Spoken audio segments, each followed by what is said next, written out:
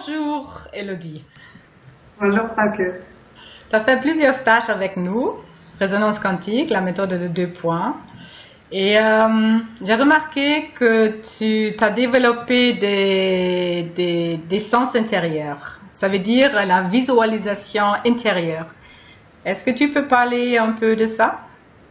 Oui, écoute, c'est vrai que j'ai fait 2 stages et au fur et à mesure en fait des journées, j'ai des visions qui se sont précisées. Alors quand je parle de vision, c'est vraiment des images. On peut s'imaginer que c'est des photos, voire même des scènes, hein, pratiquement comme si je regardais un film. Même si c'est des choses qui sont activées dans le futur, ben, j'arrive à les percevoir. Et si je me concentre bien, ça se précise vraiment. Moi, je peux voir une personne, je peux voir un papier, voilà, en fait, c'est des objets, donc c'est étonnant, oui. Et est-ce que ça c'est nouveau ou t'as eu la possibilité de le faire avant aussi? Est-ce que ça s'est développé avec les 2 points, avec le champ quantique, avec la vacuité? Alors oui, je pense que ça s'est développé de cette manière-là, grâce au champ quantique et à travers différentes applications que vous nous avez fait faire. Parce que, en réalité, c'est vrai que, bon, comme beaucoup de gens, j'ai fait des visualisations guidées, etc. Et j'arrive à voir des images quand je suis en état de relaxation ou de méditation. Mais là, c'est différent. C'est-à-dire que c'est vraiment comme si j'allais chercher des informations dans le champ et que je les voyais en fait. Alors, on peut avoir des ressentis, des perceptions, des sensations.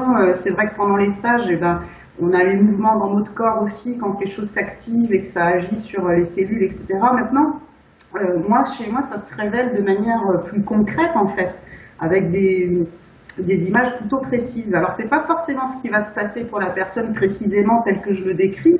Ça peut être peut-être des images symboliques qu'on m'envoie à travers les informations. Hein, donc, voilà, mais oui. Ça peut aussi se révéler de manière très concrète, telle que je le vois aussi. Oui. Et on a parlé de cette module de création du vortex. Et là, tu as créé une autre application. Et c'était... Oui, je le trouve très amusant. Comment tu fais? Alors, avec les 2 points, il y a toujours une thématique activée dans le champ. Et une possibilité, c'est de rechercher des ressources.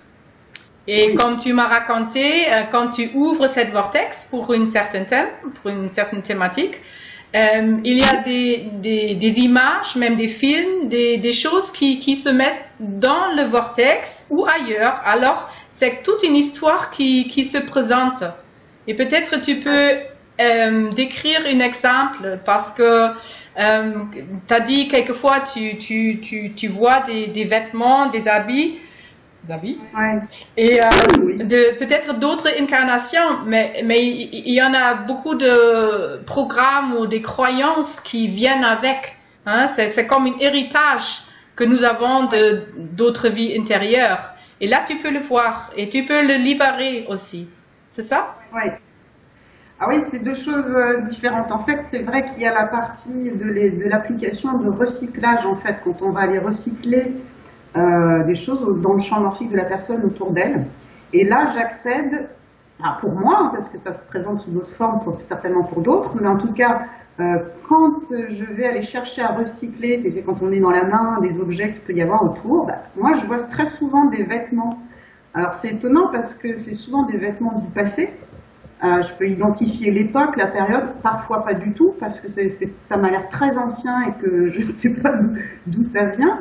Et je plonge vraiment autour du champ de la personne et c'est certainement des mémoires qui restent un peu collées en fait dans le champ morphique et qui peut-être parasitent d'ailleurs dans les rapports aux autres, dans l'environnement et ça se précise symboliquement en tout cas de manière d'un vêtement, d'attributs, d'objets, etc. Si tu veux, je te donne un exemple, mais c'est vrai que j'ai eu une amie par exemple à qui j'ai travaillé ce recyclage et c'était des coquillages, des coris, j'ai l'impression que c'était une mémoire maori, je voyais une plage. C'est vrai que quand je me focalise sur le vêtement autour et les objets, et ben j'arrive à plonger ma vision encore plus largement et j'arrive à voir, pratiquement décrire l'univers qu'il y a autour en fait. Donc ça me donne des informations de la période, de l'environnement. J'ai pas accédé encore à d'autres personnes qui seraient dans cette situation-là où dérouler le film. En tout cas, ce recyclage-là, pour moi, il est de cette manière-là très parlant. Et quand j'enlève ces attributs, parce que je sens qu'il faut les enlever et la personne sent qu'elle est d'accord avec ça. Et tu demandes la personne, là où le moment tu le vois, tu décris qu'est-ce que tu vois et tu demandes. Je suis sur la personne et c'est vrai que ça crée chez elle une sorte d'émotion en fait. Oui. Ça lui parle énormément. Et là, tu demandes d'enlever cet vêtement. Et avec, on peut dire avec avec cette geste de enlever quelque chose, c'est aussi de enlever les croyances et les programmes qui sont avec. En fait, je pense que ça enlève des croyances et des programmes qui sont avec, très franchement, parce que il y a des exemples quelques jours plus tard, des semaines après, de personnes qui m'ont vraiment fait un feedback, un retour autour de cette pratique-là et sentaient qu'il y a vraiment un changement dans leur rapport aux autres. Donc je pense qu'effectivement, ça enlève tout le bagage, toute la mémoire qui est obsolète. Elle est nécessaire à nettoyer à ce moment-là. En fait. Ouais. Oui, je le remarque aussi avec d'autres sens intérieurs. En fait, le chant veut nous montrer par des images, quelquefois par des sons, par des mots, un contenu, une vieux contenu où il y a des émotions et des croyances avec. Et ça suffit juste pour la mettre à la surface. Il y a une prise de conscience. On accepte et on dit, ok, c'est bon maintenant, c'est le passé et je me libère de tout ça. Et ça marche. Oui, parce que en même temps, quand je décris ce vêtement et que au fur et à mesure que je l'enlève, ça me donne d'autres informations et ça indique en plus à la personne à quel comportement c'est relié dans sa vie de tous les jours, dans son quotidien. Et ça nous permet d'identifier en fait peut-être le frein qui l'a bloqué dans sa vie de tous les jours. On peut donner d'autres exemples si tu veux, hein. Mais c'est vraiment incroyable parce que au moment où tu enlèves, ce soulagement fait que ça y est, c'est fini, c'est passé, et on remet au champ en fait ce qui est plus utile, il va le recycler, le transformer pour quelque chose de plus positif, de plus lumineux pour la personne. Oui, en fait. Ça lui permet de réouvrir son cœur pratiquement à d'autres choses, quoi. Exactement. Nettoyer le cœur aussi, et des choses comme ça. Mais c'est vrai que tu me posais la question. Parfois, c'est très rare, j'ai la sensation qu'il y a un objet, un bijou que je dois laisser en place parce qu'il a son importance et sa signification. Ah oui, très bien. Ouais. Oui, je peux confirmer. Oui, j'ai partagé à une autre séance et il y a des changements. Il y a des grands changements, très agréables.